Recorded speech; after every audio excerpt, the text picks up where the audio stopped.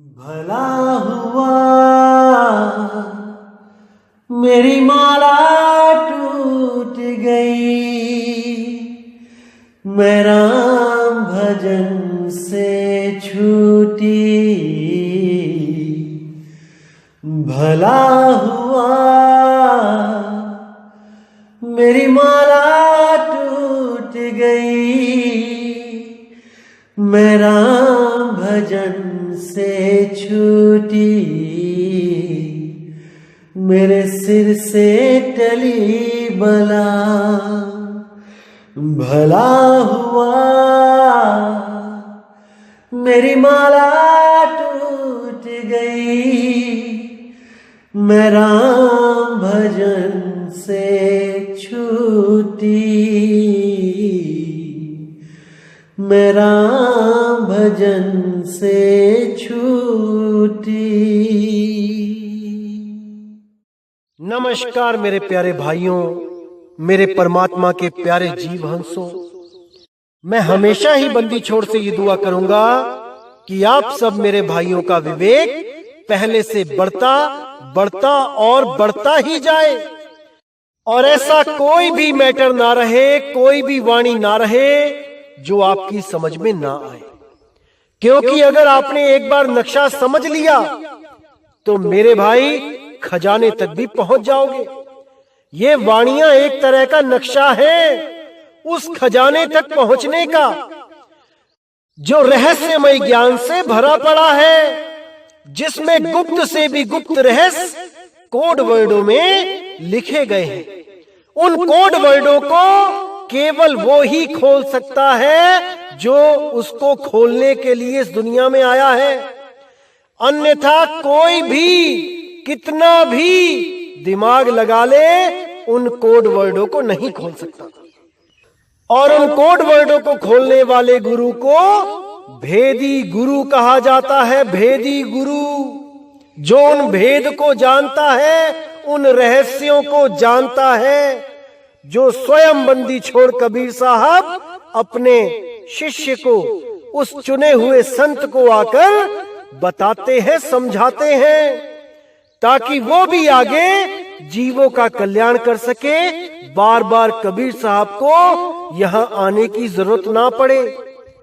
वो संत जिसको भी नाम दे देता है, सतगुरु बंदी छोड़ उसकी रक्षा करते हैं। वो उसके अंग संग रहते हैं और उसको काल बलि के जाल से, उस काल बलि की चोट से हमेशा बचा के रखते हैं। कैसे बचाते हैं ये आपको समझना पड़ेगा।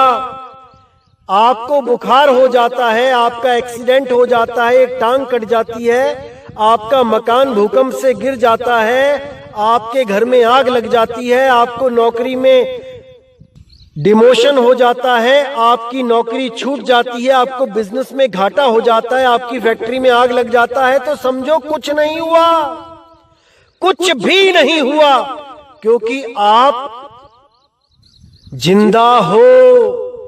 आप जिंदा हो। भक्ति करने के लिए अभी आपके पास समय है। अरे ये सब यहीं से इकट्ठा किया था, यहीं रह जाएगा। जैसे समुद्र के किनारे पड़ी रेत बच्चे उठा उठा के उससे घर बना लेते हैं, और एक लहर आती है, वो रेत वहीं मिल जाती है जहां से उसको निकाला गया था, जहां से उसको इकट्ठा किया गया था।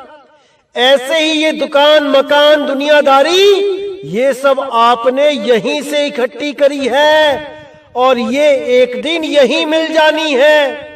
चाहे आप अपनी इच्छा से मिला दो, चाहे वो अपनी इच्छा से मिला देगा, जो इस तीन लोक का मालिक है।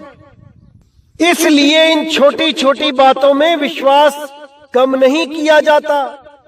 सतगुरु कहते हैं, नाम जपत कोड़ी भला, चुई चुई गिरता चाम, वो कंचन देह किस काम की, जिस मुख नाही राम।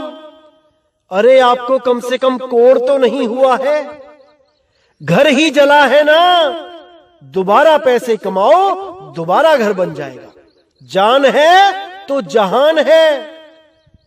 अरे यहां तो बड़े बड़े दावे करने वाले जो काल के दूत जो लोगों को लालच में फंसा के अपने पंथ के साथ जोड़ते थे कि हमारी शरण में आके आपके सारे कर्म कट जाएंगे, आपको कोई दुख नहीं आएगा, सुख ही सुख रहेगा।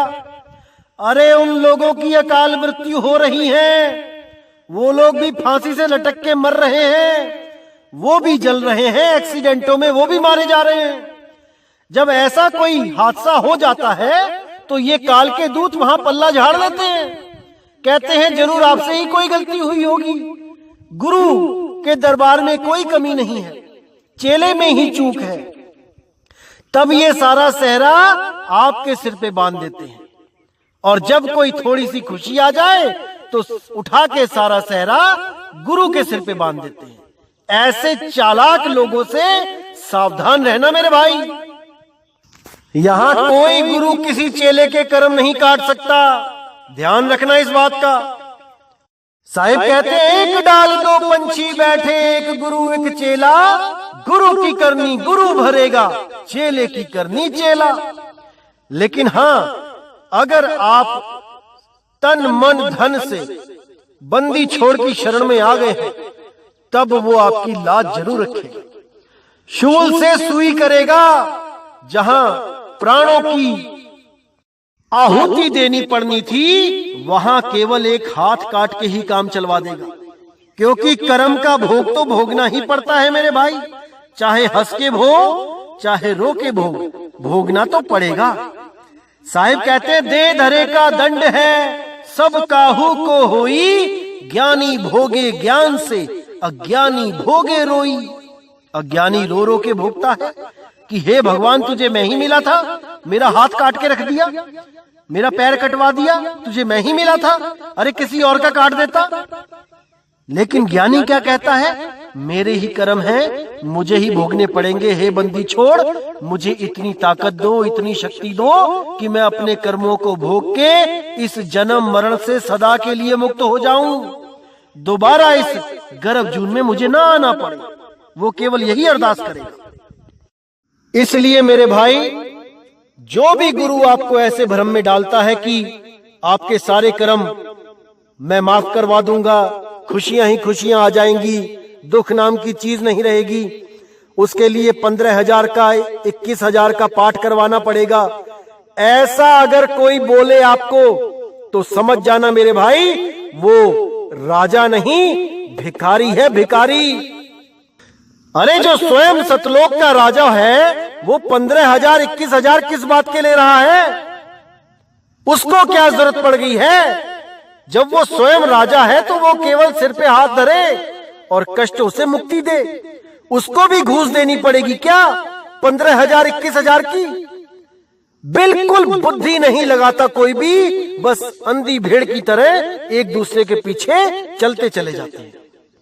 जब कबीर साहब यहां पर आए थे 600 साल पहले, तो कितने लोगों से 15,000 21,000 इकट्ठे किए थे? एक भी प्रूफ दिखा दो मुझे कि कहीं पे हवन यज्ञ करवाया हो, कि लोगों के दुख दूर करने के लिए पर्चियां काटी हो 12,000 15,000 25,000 की। उन्होंने हमेशा ये बोला कि मेहनत करके खाओ, केवल मेहनत करके खाओ। वो तो कुछ खाते पीते भी नहीं थे, तब भी कपड़े का काम करते थे, ताना बाना चलाकर कमाई करते थे, और वो सारा पैसा लोक भलाई में गरीबों को बांटते थे। यहां तक बोला उन्होंने कि मर जाऊं मांगू नहीं अपने तन के काज, परमारथ के काज में मोहे ना आवे लाज। कि अगर कोई भाई परमार्थ में कुछ करना चाहता है, लोगों के लिए कुछ करना चाहता है, लोगों के लिए भंडारे लगाना चाहता है, भोजन कराना चाहता है गरीबों को, या कुछ पुस्तकें जिसमें कबीर साहब का ज्ञान या अपने गुरुओं का ज्ञान छाप के लोगों को वितरित करना चाहता है, या और कुछ प्रचार करना चाहता है देश विदेश में जाकर, उस शुभ कर्म के लिए अगर वो पैसे मांगता है तो उसमें लाज करने की जरूरत नहीं है, उसमें शर्म करने की जरूरत नहीं है, क्योंकि वो अपने खुद के लिए नहीं कर रहा है, वो लोगों का पैसा लोगों में ही लगा रहा है। वो शुभ कर्म उन लोगों के द्वारा जो पैसा दिया जाता है उसके द्वारा वो कर रहा है, उसका शुभ फल उन लोगों को भी प्राप्त होगा जो लोग उसमें योगदान देते हैं। और वो लोग अपने दुख को सुख में बदलने के लिए योगदान नहीं दे रहे हैं, वो भी निस्वार्थ भाव से किसी दूसरे का भला हो जाए उस पैसे से, इसलिए दान दे रहे हैं। इससे मालिक बहुत खुश होता है। जब आप अपने पैसे को निस्वार्थ भाव से दूसरों के लिए खर्च करते हैं, इससे बंदी छोड़ बहुत खुश होते हैं, क्योंकि अपने लिए तो सभी लगा रहे हैं पैसे, अपने लिए तो हर बंदा खर्च रहा है। आज खुद बीमार हो जाता है तो लाखों रुपए लगाने को तैयार बैठा है, लेकिन कोई गरीब जिसको दवाई चाहिए, क्या उसको 10 रुपए की दवाई कभी दी? जो नहीं कमा सकता, हाथ कटे हैं, पैर कटे हैं, उसको कोई दवाई दवा दारू कुछ चाहिए, क्या उसको कभी खरीद के दिया? अगर उसको दिया तो मालिक खुश है। मालिक हमेशा अंग संग है, क्योंकि वो तो अपने कर्म भोग ही रहा है। उसे हम लोगों की जरूरत है, हम लोग उसकी मदद करें तभी परमात्मा खुश होगा मेरे भाई। लेकिन किसी की भी मदद करने से पहले ये जांच लो, परख लो कि क्या उसको सच में जरूरत है, या आपने पैसे दिए और वो मच्छी के पकोड़े खा रहा है जाके, आपने उसकी कुछ मदद करी और वो दारू के ठेके पे पहुंच गया जाके। तो ऐसे लोगों से भी सावधान रहना है। मदद करो, लेकिन सोच समझ के, पूरा अच्छी तरह जान के कि आखिर वो मदद के काबिल भी है कि नहीं, कि आपके पैसों से गलत कर्म करके आपको भी पाप का भागीदार बना दे। तो ऐसे लोगों से सावधान रहें, होशियार रहें। तो आज आपको मैं एक और चीज बताना चाहूंगा मेरे भाइयों। कुछ लोग हमें बताते हैं, बोलते हैं कि आप पहले कहां थे, हमारे गुरुजी जेल में गए तो आप बाहर आ गए, आप सत्संग करना स्टार्ट कर दिया। उन लोगों को मैं बताना चाहूंगा मेरे भाइयों, मैं 2010 से कबीर साहब का प्रचार कर रहा हूं और सब गुरुओं से, उनके शिष्यों से मैंने खुल के बातें करी हैं कि हमारे साथ एक बार बैठ के ज्ञान विचार कर लो। कबीर साहब कहना क्या चाहते हैं, नानक साहब कहना क्या चाहते हैं, गरीबदास जी महाराज कहना क्या चाहते हैं, इस पे एक बार विचार विमर्श कर लो। क्यों लाखों लोगों को काल के मुंह में ले जाने का काम करते हो? उन लोगों को ये बातें समझ में नहीं आई और लोगों को भ्रमित ही करते रहे। तो आज उनकी जो दुर्दशा हुई है वो आप देख सकते हैं। उनका पूरा पूरा आश्रम तोड़ दिया गया, कोई बचाने वाला नहीं मिला। तो ऐसा होना ही था, क्योंकि जो परमात्मा की वाणियों से छेड़छाड़ करेगा उसके साथ ऐसा ही होगा। मदन साहिब की वाणियों को उन्होंने नानक साहब की वाणियां बोल के छाप दिया अपने ग्रंथों में, और मेरे कई बार अरदास करने पर भी उसको, अपनी गलती को नहीं माना, वैसे ही चलने दिया।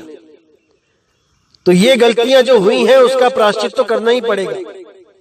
लेकिन मैं फिर भी परमात्मा से अरदास करता हूं कि जेल में उनको किसी प्रकार का कष्ट ना हो, वो अपना सारा जीवन आराम से भक्ति करते हुए उस जेल में बिता दें। मैं यही अरदास करूंगा कि उनको कोई तकलीफ ना हो, क्योंकि आखिर है तो वो भी परमात्मा का ही जीव। वो बात अलग है कि काल का दूत बन बैठा था, लेकिन अंदर से तो वो भी परमात्मा को ही चाहता है। वो बात अलग है कि उनको सतगुरु ना मिला, भेद ना मिला, और गलत रास्ते को ही सही रास्ता बना के लाखों जीवों को उलझाने की गलती कर रहे थे। वो तो परमात्मा की बंदी छोड़ की दया हुई, जो उनके हजारों शिष्यों ने ये सत्संग सुना और गलत रास्ते को छोड़ के सही रास्ते को अपना लिया, और अपने जीवन को सफल करने के लिए गुरु से वो भेद लेके नाम प्राप्त करके भक्ति स्टार्ट कर दी। ये केवल बंदी छोड़ ही रास्ता दिखा सकता है, केवल बंदी छोड़ ही दिखा सकता है, उसके अलावा कोई नहीं। गलत रास्ते पे चलने वाले, गलत रास्ते पे चलाने वाले बहुत मिलेंगे, लाखों मिलेंगे, लेकिन सही रास्ता दिखाने वाला कोई एक, वो केवल बंदी छोड़ की दया से मिलता है। अन्यथा ऐसे ही जन्म बर्बाद करके लाखों चले गए, करोड़ों चले गए, अरबों चले गए, खरबों चले गए, लेकिन किसी को भी सही रास्ता बिना उसकी दया के नहीं मिल पाया। तो जो लोग बोलते हैं कि हमारे गुरु ने कबीर साहब के बारे में वेदों से निकाल निकाल के दुनिया को दिखाया, हमारे गुरु को सब भेद पता थे पहले से ही, तो मेरे भाई मैं उन लोगों की आज आंखें खोलना चाहता हूं। ये आपको केवल मूर्ख बनाया जा रहा है और कुछ नहीं। कबीर साहब के बारे में ऐसी कोई चीज नहीं है जो पहले ही ग्रंथों में नहीं बताई गई है। इन अधूरे गुरुओं ने क्या किया है, केवल उन ग्रंथों में से वाणियां निकाल निकाल के अपने ग्रंथों में कॉपी पेस्ट किया है और आपके सामने रख दी है।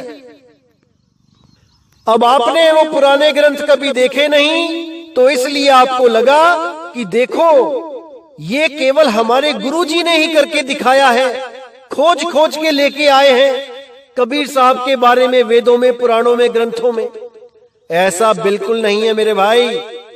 आप कबीर मंसूर उठाइए, उसमें कबीर शब्द की पूरी व्याख्या और वेदों में कबीर कहां कहां लिखा हुआ है, कुरान में कबीर कहां कहां लिखा हुआ है, ये सारा पहले से ही बता रखा है।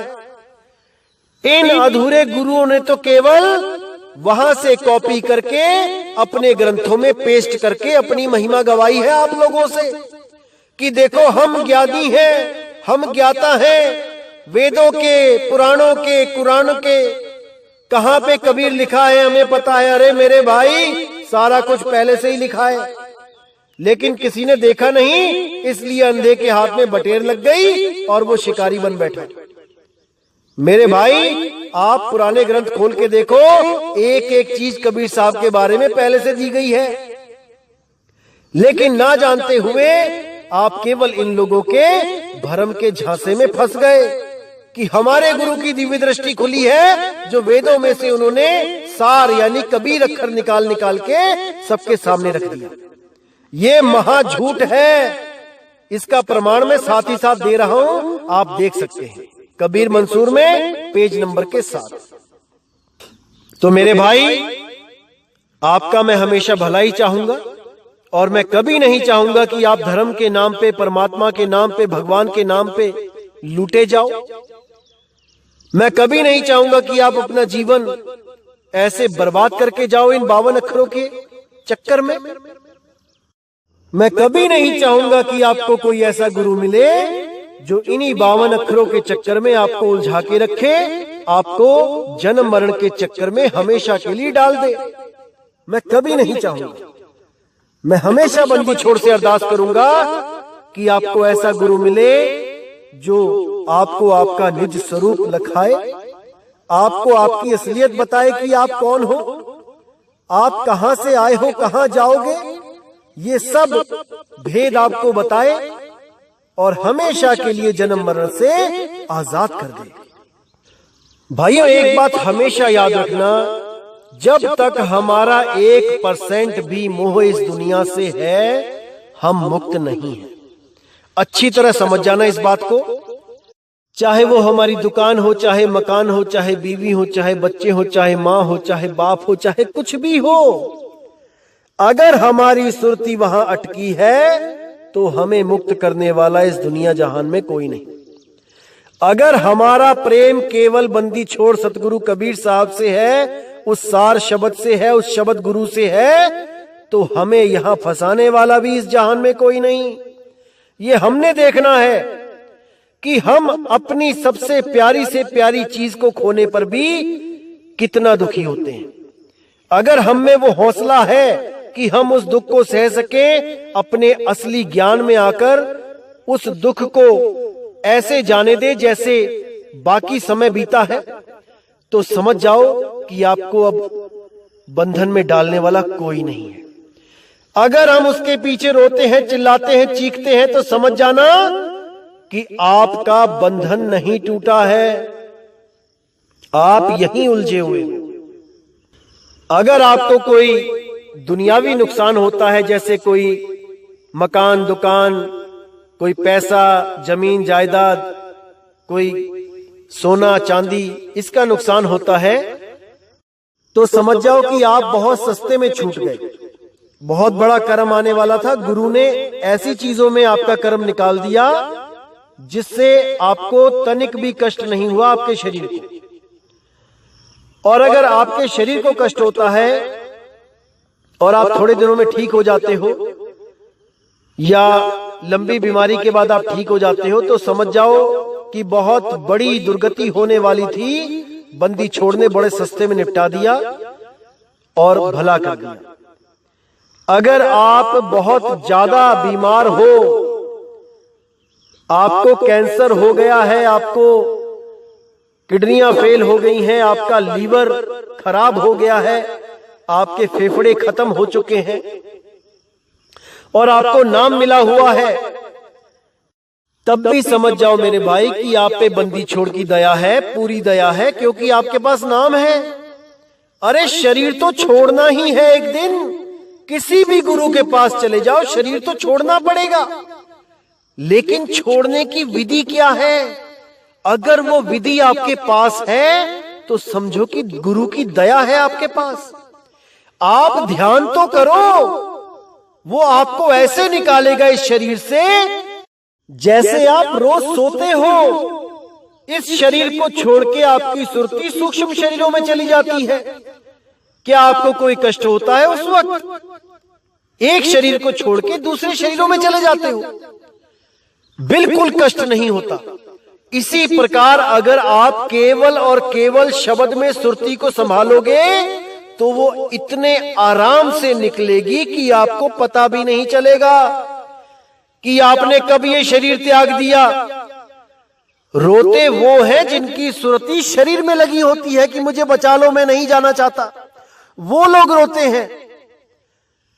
जो शब्द को प्राप्त कर लेते हैं वो तो सहजता से निकलते हैं, वो शब्द में ही रमे होते हैं। उनके लिए शरीर छोड़ना कोई बड़ी बात नहीं होती, लेकिन गुरु पे अटल विश्वास होना चाहिए, तब ये अवस्था प्राप्त होती है। गुरु पे संदेह नहीं करना होता है। शब्द गुरु की बात कर रहा हूं मैं। शब्द गुरु पे अटल विश्वास रखो, शब्द गुरु सबको बचाएगा। इसीलिए बोला, कहे कबीर सुनो भाई साधो, मैं तो हूं विश्वास में, मैं तेरे पास ही हूं, तू मेरा ध्यान करके तो देख, अगर ना मिलूं तब बताना।